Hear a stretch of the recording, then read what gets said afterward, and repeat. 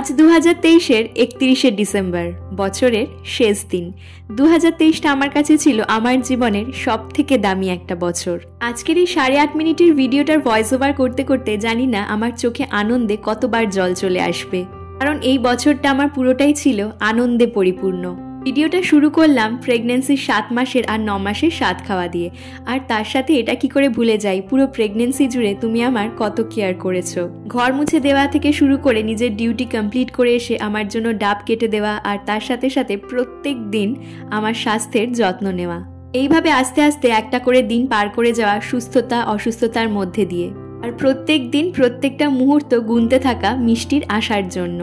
মিষ্টিকে সাথে নিয়ে অনেকগুলো অনুষ্ঠানই পার করলাম, যেরকম দোল থেকে শুরু করে ক্রিসমাস থেকে শুরু করে সারা বছর জুড়ে যা যা উৎসব পার্বণ আমাদের বাঙালিদের মধ্যে চলতে থাকে, আর তার সাথে সাথে মাঝে মাঝে ডক্টর চেকআপেও যাওয়া।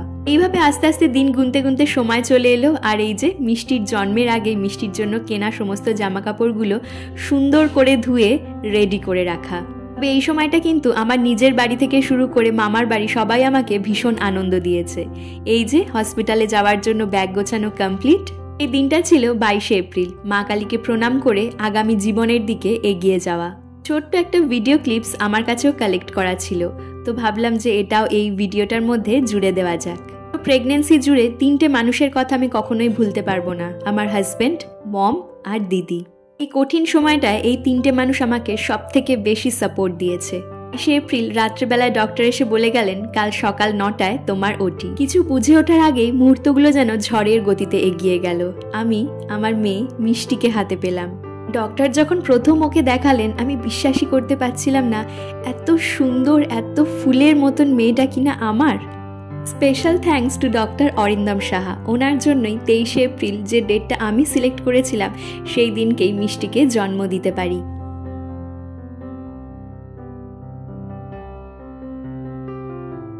তারপর এই যে নার্সিংহোমে কাটানো সেই সমস্ত মুহূর্তগুলো, চলুন একটু দেখতে থাকি মুহূর্তগুলো। এখানে মনে হয় বেশি কথার প্রয়োজন নেই।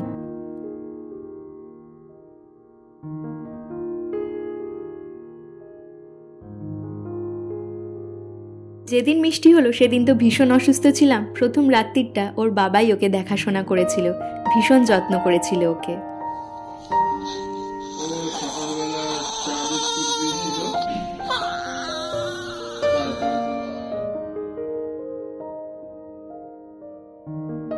মিষ্টিকে নিয়ে টোটাল 3 দিন ডিভাইন নার্সিংহোমে ছিলাম।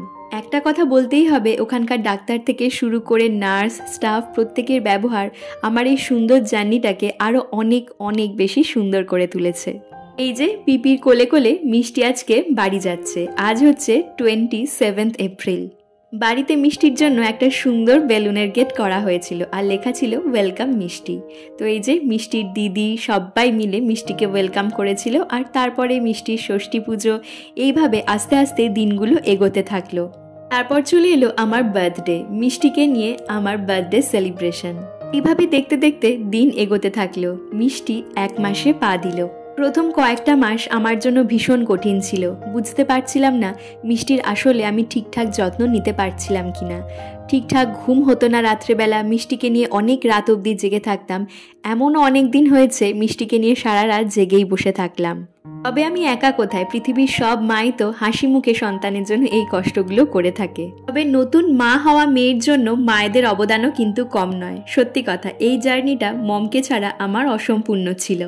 ভাবে দেখতে দেখতে সময় এগোতে থাকলো। 1.5 মাস যখন মিষ্টির বয়স, তখন প্রথম মমের বাড়ি ঘুরতে গেলাম আমরা। এই যে মমের সাথে মিষ্টির কাটানো মুহূর্তগুলো। মিষ্টি ঠিক ছোট্টবেলায় মানে যেদিন হয়েছিল সেদিন যেরকম দেখতে ছিল, দিন যত এগোতে থাকলো মিষ্টির মুখ যেন পরিবর্তন হতে থাকলো। এক একদিন এরকমও হতো, আগের দিন রাত্রেবেলা মিষ্টিকে যেমন দেখেছিলাম পরের দিন মনে হচ্ছে আর একটু অন্যরকম লাগছে। আর এই যে মিষ্টির মুখ চেরা, তখন ভীষণ মুখ চিরত, আর মুখ চিরে রক্ত বের করে ফেলতো অনেক সময়। তারপর মিষ্টিকে নিয়ে ডক্টর দেখাতে যাওয়া, ভ্যাকসিন দিতে যাওয়া। ভাবে দেখতে দেখতে সময়ের কাঁটা ঘুরতে থাকলেও মিষ্টি 2 মাস থেকে পা দিল 3 মাসে।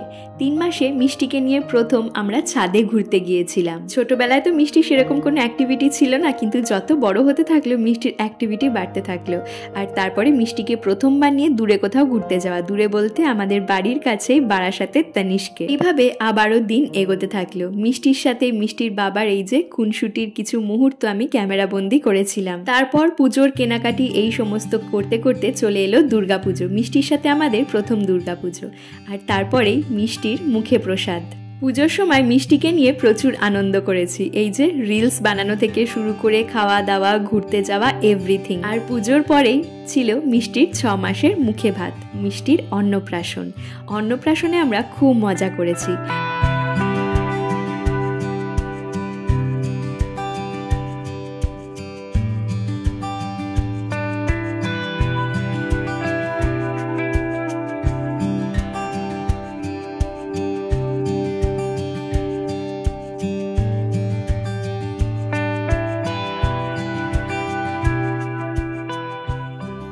মিষ্টির অন্নপ্রাশন তো খুব সুন্দরভাবে পার করে দিলাম, কিন্তু তারপরেই আমার গল ব্লাডার স্টোন ধরা পড়ল।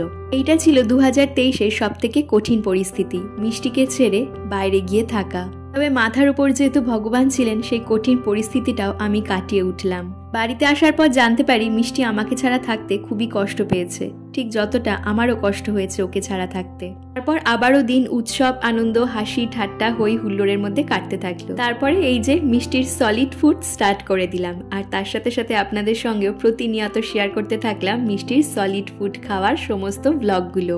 কখনো শর্টসের মাধ্যমে, কখনো ব্রটের মাধ্যমে। সত্যি কথা, এই ইউটিউবটা ছিল বলে ইউটিউবের মধ্যে দিয়ে সমস্ত কিছু ক্যামেরা বন্দি করে ভিডিও ক্লিপস শেয়ার করে একটা অ্যালবাম তৈরি করে রাখা যাচ্ছে।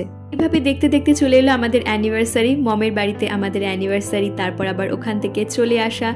এবং এই বছরের আরও একটা গুরুত্বপূর্ণ জিনিস, আমি আমার নিজের নামের একটা প্রপার্টি অন্যের নামে করলাম। তারপর এই যে দেখতে দেখতে মিষ্টিকে এই বছরের শেষ ভ্যাকসিন দিতে নিয়ে যাওয়া, তারপরে ক্রিসমাস। সালটা যেন চোখের নিমিষে পেরিয়ে গেল। ক্রিসমাস এসে যাওয়া মানেই তো বছরের শেষ হয়ে গেল।